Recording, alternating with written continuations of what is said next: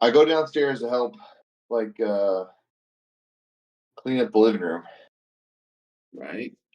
and I step over the couch blindly and just kind of hop over the couch really, and I just land on this foot. And I didn't realize there was a dog bowl that had been moved, and I Ooh. crushed it. Like I literally crushed it, and it basically sent like a sharp edges and like punctured the foot in a couple spots. Pick your foot up another 6 inches if you can. For some reason, there it is. Oh, you sure you don't need stitches? Probably. You either need stitches or butterfly. Yeah, I think butterfly, but I haven't even done it. I've literally just had Sophia clean it up and then wrap it. Just like she put gauze and then wrap it up. Yeah, I'm sure So I've it's been fine. hopping around for a few days. Oh yeah, and I would roll with that. You know, Oh, I know you would.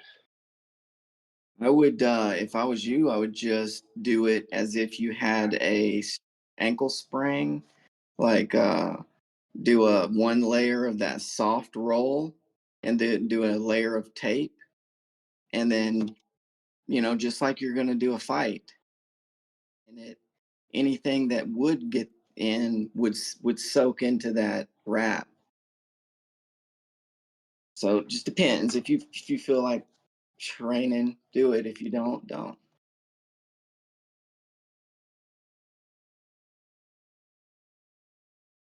How's it been like with your schedule? But way better, except for today. And today wasn't really that bad actually. It was like I left at 4, went home, got my stuff, came straight here. I'll be here. Uh, I'll get up tomorrow at like 6 or whatever, which I'm used to now.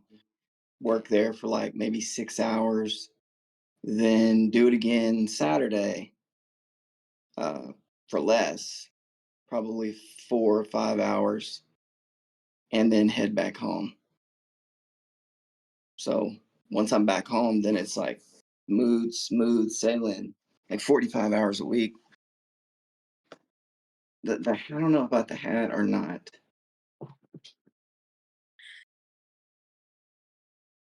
Does the hair look like way ridiculous?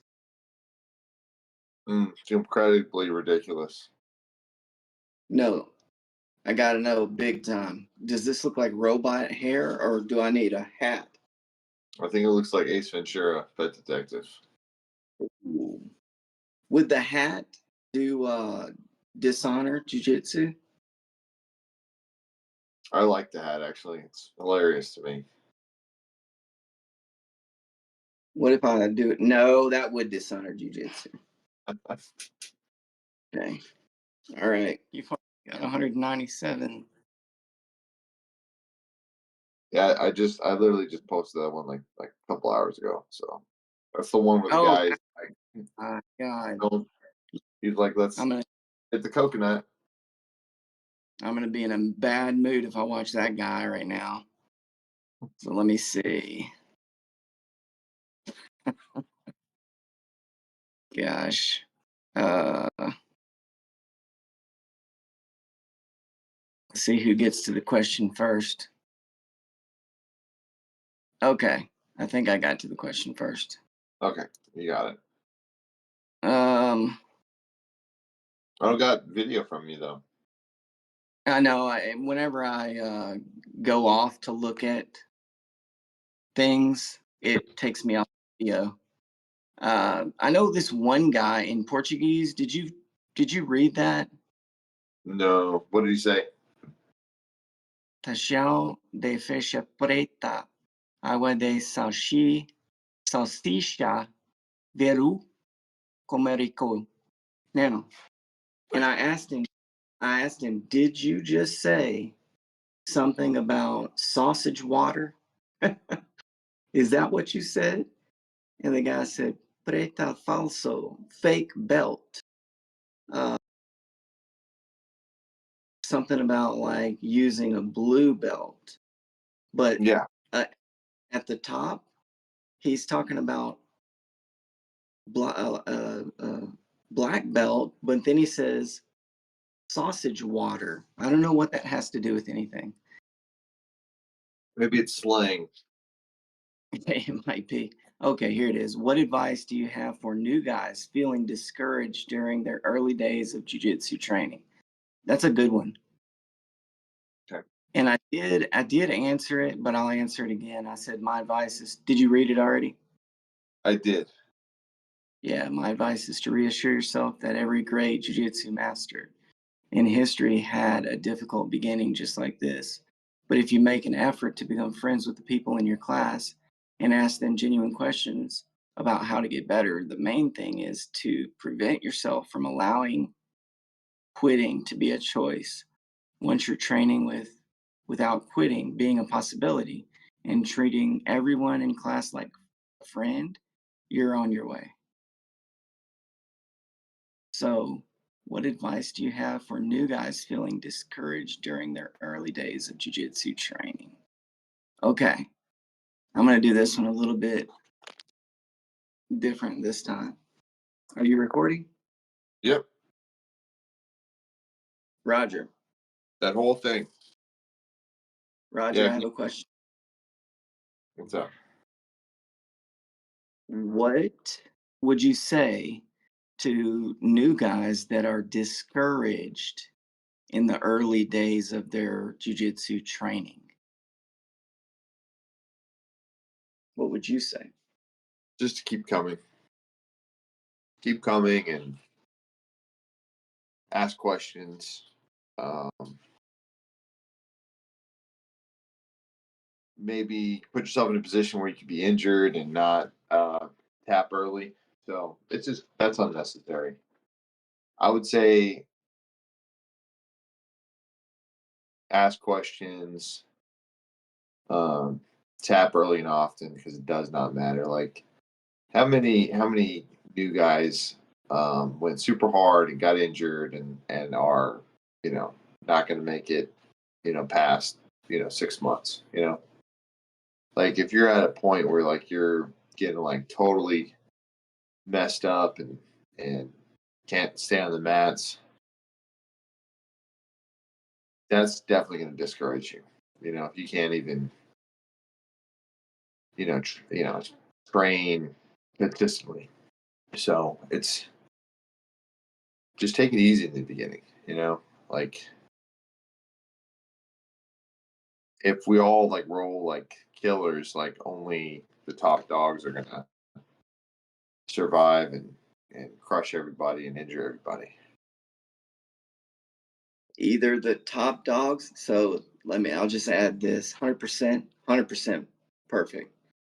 The top dogs will surface, but also people like me who refuse to quit will just get beat and beat up and crushed the whole time. And they will also surface, but of the two, one gets crushed, one does the crushing. And if you're not one of these two, you'll never quit, or you crush everybody. Then you are 99% of everybody else that does quit. So my one thing is to say, when you go into a jujitsu class, don't just go with the flow. Don't go with the flow. You need to make it clear what your intention is. So if you go into a hard rolling school, if you don't want to do hard rolling, don't go there first.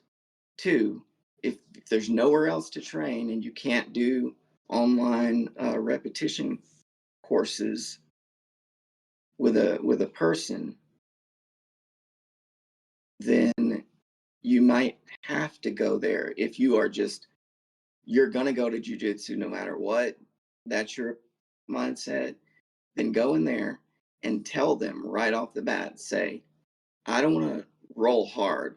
I'm actually a little bit nervous about rolling and training, and I really just want to drill and see what I can do to get better without rolling too hard. Like, I know that sounds weak, and chances are that by the time you get into this kind of talk, the person will be like, no, no, there's no problem. Don't worry about it. You do whatever you can. In fact, let me pair you up with this guy, and you'll probably be taken care of way more, uh, like pampered or kid with kids gloves than you would have if you just came in and they think everything's good to go.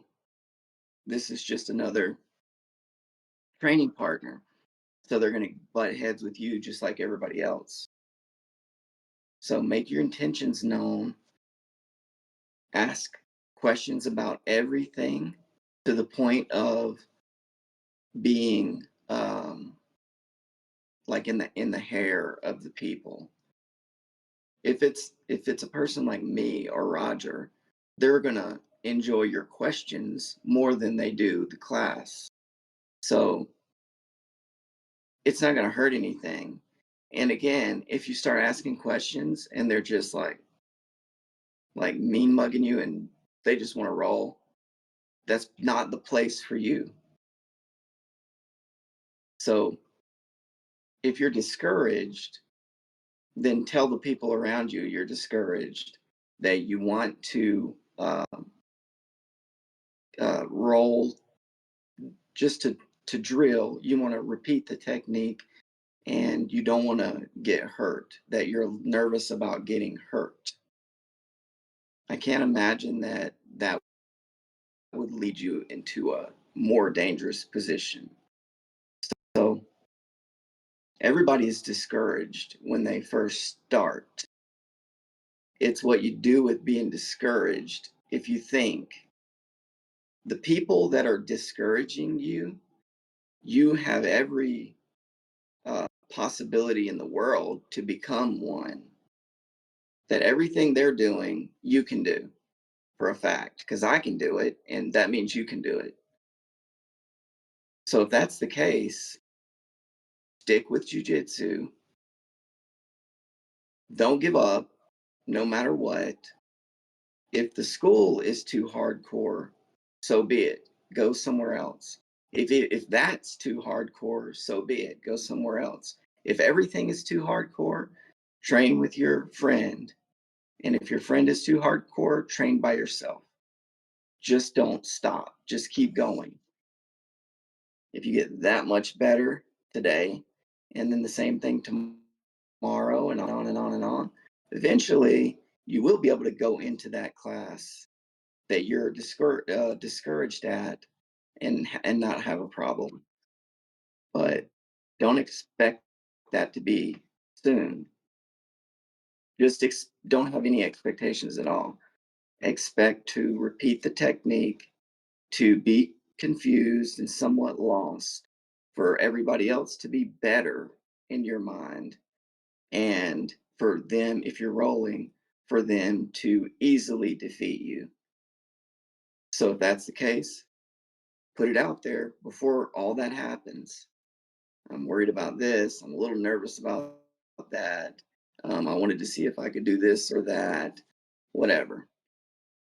That's my recommendation. If you did that with me, then I'd be happy to not have you roll at all.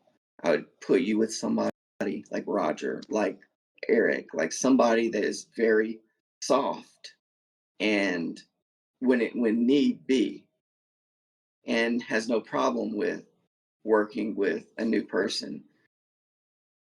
If you get that person and they start building and building and building, like just slowly building you up, there's going to come a time where you are no longer discouraged.